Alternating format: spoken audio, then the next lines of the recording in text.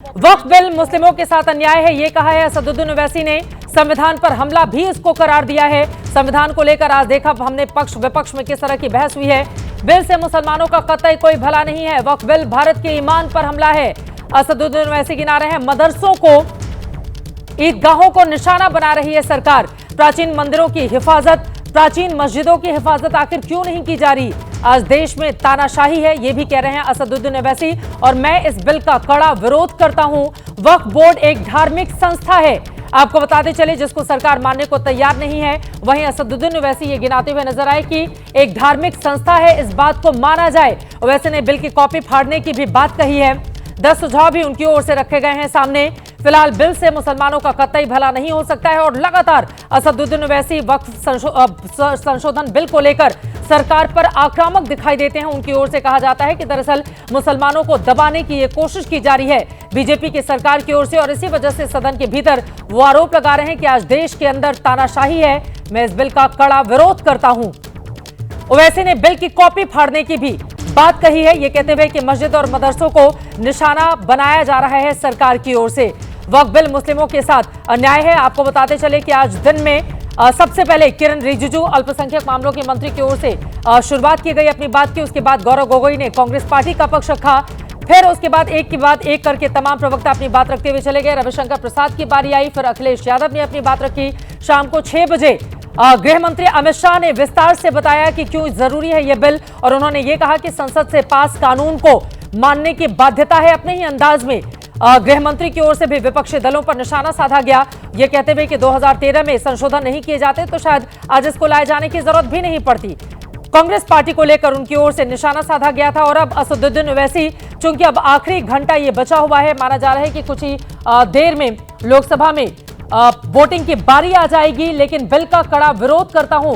Board council अलग तो फिर कानून क्यों, ये बात भी गिनाते हुए असदुद्दीन ओवैसी यहां पर नजर आए। और कई बार उन्होंने जिक्र किया कि अन्याय है ये मुसलमानों के साथ, उनके अधिकारों को छीना जा रहा है, अधिकारों का हनन किया जा रहा है, उनकी आवाज को दबाने का काम किया जा रहा है। वो बिल की कॉपी फाड़ेंगे। वक्फ बिल भारत के ईमान पर हमला है। वक्फ बोर्ड एक धार्मिक संस्था है, जिसको सरकार की ओर से आज बार बार ये करार दिया गया कि वो धार्मिक संस्था नहीं है। प्राचीन मंदिरों की हिफाजत तो कर रही है सरकार, लेकिन मस्जिदों की हिफाजत क्यों नहीं की जा रही है, ये भी बोलते हुए असदुद्दीन ओवैसी नजर आए। क्या दोबारा से हम बयान सुना सकते हैं एक बार फिर से असदुद्दीन ओवैसी का? बड़ी बातें उनकी ओर से जो कही गई हैं वो हम आपको टीवी स्क्रीन पर दिखा रहे हैं कि कैसे बिल को लेकर भारतीय जनता पार्टी झूठ फैला रही है। लेकिन आपको बता दें, सत्ता पक्ष और विपक्ष के तमाम बड़े नेताओं की ओर से अपनी बातें यहां पर रख दी गई हैं। लेकिन बिल को पास कराने में सरकार के लिए कोई भी चुनौती नहीं है, चाहे वो जेडीयू हो, चाहे वो टीडीपी हो, एलजेपी-आर हो या फिर जयंत चौधरी की पार्टी हो। तमाम सहयोगी दलों की ओर से इस बिल का समर्थन करते हुए अपनी बातें रखी गई हैं।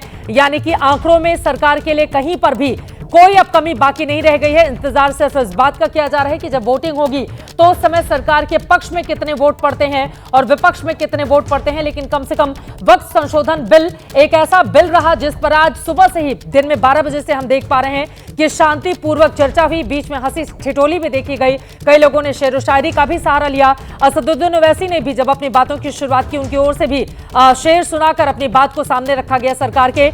लेकिन बिल की कॉपी फाड़ने की बात कहते हुए भी वो नजर आए।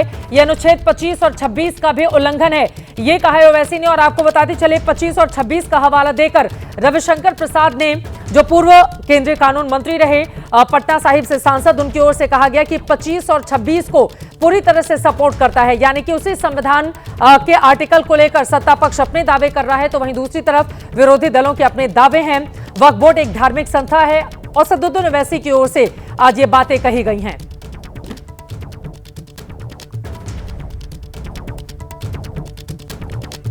यहां पर हम आपको टीवी स्क्रीन पर दिखा रहे हैं कि किस तरह से फाड़ने की बात उनकी ओर से कही गई है। बिल को यकीनन ये एक सही स्थिति नहीं कही जा सकती, लेकिन इसके पहले भी हम सबने देखा है कि किस तरह से नेताओं की ओर से, सांसदों की ओर से इस चीज का सहारा लिया जाता है अपनी बात को कहने के लिए। उन्होंने जो बिल उनके हाथ में था वो स्टैपल किया हुआ था, उसको अलग किया, ये जताते हुए कि मैं इस बिल को फाड़ता हूं। गैर मुस्लिम अब वक्फ बोर्ड में क्या करेगा, वो क्यों चलाएगा, ये कहते हुए भी असदुद्दीन ओवैसी ने निशाना साधा है और इस बात पर जोर दिया कि आज किस तरह से मंदिरों की यहां पर हिफाजत तो कर रही है सरकार, लेकिन मस्जिदों को लेकर उसका रुख पूरी तरह से अलग नजर आता है। इन सब के बीच आपको बताते चले, वक्फ संशोधन बिल में जो नंबर गेम है, संसद में पक्ष और विपक्ष का, लोकसभा में 543 सांसद, भारतीय जनता पार्टी आराम से बिल को पास कराती हुई नजर आ रही है। थोड़ी देर के बाद जब वोटिंग शुरू होगी, 294 पक्ष में दिखाई दे रहे हैं, कांग्रेस प्लस 234 दिखाई दे रहे हैं, अन्य 14 दिखाई दे रहे हैं। ऐसे में कितने लोगों को अपने पाले में सरकार कर पाती है, 14, ये अन्य कहां पर जाते हैं, ये देखना महत्वपूर्ण रहेगा। लेकिन वक्फ संशोधन बिल को लेकर जो बड़ी बातें कही गई हैं असदुद्दीन ओवैसी की ओर से, वो हम आपको टीवी स्क्रीन पर दिखा रहे हैं। एक के बाद एक कई सांसदों की ओर से अपनी बातें रखी गई हैं। हरसिमरत कौर की ओर से कहा गया इनकी मंशा मुसलमानों की जमीन पर कब्जा करने की है, तो बीजेपी की ओर से निशिकांत दुबे कहते हैं नेहरू ने पहली बार गीता पर हाथ रखकर शपथ ली थी और उनकी ओर से बार बार ये जताया गया कि ये पूरी तरह से जो गरीब मुसलमान हैं उनके पक्ष में है। आपको बताते चले कि आज पूरे दिन इस पर लंबी चर्चा हुई है, बड़ी बहस हुई है और फिर असदुद्दीन ओवैसी, जिनका इंतजार भी किया जा रहा था कि जब वो इस बिल पर बोलेंगे तो फिर वो अपना पक्ष किस तरीके से रखते हैं, क्योंकि यकीनन जो मुस्लिम आबादी है उसके प्रतिनिधित्व का दावा इनकी पार्टी की ओर से की जाती है। हैदराबाद के सांसद और उनकी ओर से ये करार दिया गया है कि वक्फ बिल मुस्लिमों के साथ अन्याय है, वक्फ बिल संविधान पर हमला है, हम इसे कतई स्वीकार नहीं करेंगे। मैं इसमें संशोधन के सुझाव देता हूं, सरकार अध्यक्ष उस बात को माने और मैं इसको फाड़ने की बात जो उनकी ओर से कही गई है, चूंकि कॉपी स्टेपल थी तो उन्होंने बीच से पन्नों को अलग भी किया है, जैसा कि आप देख पा रहे हैं इस वक्त टीवी स्क्रीन पर।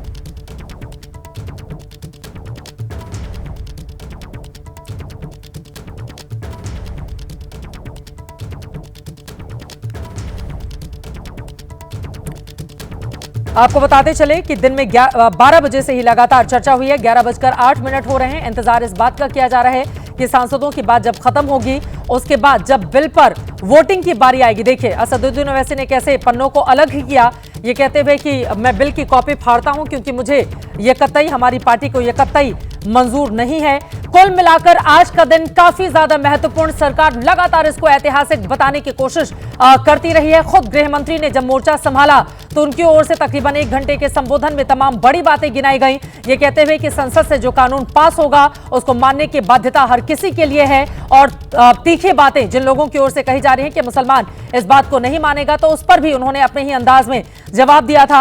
आपको बताते चले इसके पहले अल्पसंख्यक मामलों के मंत्री किरण रिजिजू ने वक्फ संशोधन बिल 2024 को लोकसभा में पेश किया और उनकी ओर से इसे उम्मीद नाम देते हुए कहा गया कि unified Waqf management empowerment efficiency and development इसका नाम दिया गया है और इसके जरिए किस तरह से जो गरीब मुसलमान हैं उनको मजबूती दी जाएगी, ये बातें उनकी ओर से कही गई हैं। अंकित गुप्ता हमारे संवाददाता जुड़ चुके हैं ज्यादा जानकारी के साथ। अंकित, मैं भी गांधी जी की तरह बिल फाड़ता हूं इस बात का सहारा लेते हुए असदुद्दीन ओवैसी ने पन्नों को तो अलग कर दिया जो स्टेपल किए गए थे, लेकिन अब ये बताइए, दर्शक बेसब्री से इंतजार कर रहे हैं, वोटिंग कब होगी इस बिल पर? चित्रा, वोटिंग की बात की जाए तो करीबन अभी हम कह सकते हैं कि आधे से 1 घंटे का वक्त और लग सकता है, क्योंकि अभी भी कुछ स्पीकर्स हैं जिनको अपना पक्ष रखना है। लेकिन इस वक्त के लिए बड़ी खबर यही है, जिस तरीके से जो है असदुद्दीन ओवैसी ने विरोध दर्ज करवाया है, भले ही उन्होंने जो है बिल की कॉपी ना फाड़ी हो, लेकिन एक सिंबॉलिक तौर पर ही सही उन्होंने ये जरूर कह दिया है कि जिस तरीके से गांधी जी ने जब उनको जो कानून पसंद नहीं आए थे, अफ्रीकी कानून, तो उन्होंने उसका विरोध करते हुए उसको फाड़ दिया था, तो उनके हाथ में जो उनकी स्पीच थी जिसके आधार पर वो पढ़ रहे थे, ओवैसी अपना पक्ष रख रहे थे, उन्होंने जो स्टेपल लगे हुए पन्ने थे उनको अलग किया और सिंबॉलिक तौर पर यह बताने की कोशिश की कि जिस तरह से गांधी जी ने बिल फाड़ा, मैं भी उसका विरोध करता हूं, बिल को फाड़ता हूं। तो यह असदुद्दीन ओवैसी ने अपने तरीके से बिल का जो विरोध किया है और फिलहाल यही जो बताने की कोशिश की है कि यह बिल मुसलमानों के खिलाफ है। लेकिन चित्रा, जिस बात का आपने जो है जो सवाल पूछा, उसी जो सवाल का जवाब हम लोगों को जवाब का इंतजार हमको भी है और फिलहाल जवाब यही मिला है कि अभी जो 2-3 स्पीकर और हैं, उसके बाद में किरेन रिजिजू सामने आएंगे,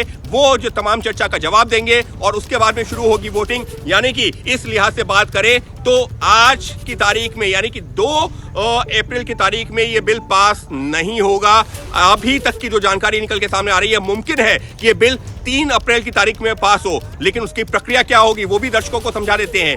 अमूमन जब भी ऐसा कुछ होता है और हाउस का जो है वक्त बढ़ता है तो अमूमन जो है जब अगर 12 बजने वाला होता है तो 11:59 पर जो सदन की कार्रवाई स्थगित कर दी जाती है कुछ मिनटों के लिए। उसके बाद में नए दिन यानी कि जब अगला दिन शुरू हो जाता है उसके बाद में वो जो है सदन की कार्रवाई दोबारा शुरू होती है और तब कार्रवाई आगे बढ़ती है। तो फिलहाल अभी तक जिस तरीके से प्रक्रिया आगे बढ़ रही है काफी हद तक मुमकिन है कि ये बिल 2 अप्रैल को ना पास होकर के 3 अप्रैल की तारीख में पास किया अब जाए। सरकार की ओर से तो बार बार अंकित यही कहा गया कि हमारे पास चूंकि सदन का जो समय है वो काफी कम है, पहले इसको लोकसभा में और फिर उसको राज्यसभा और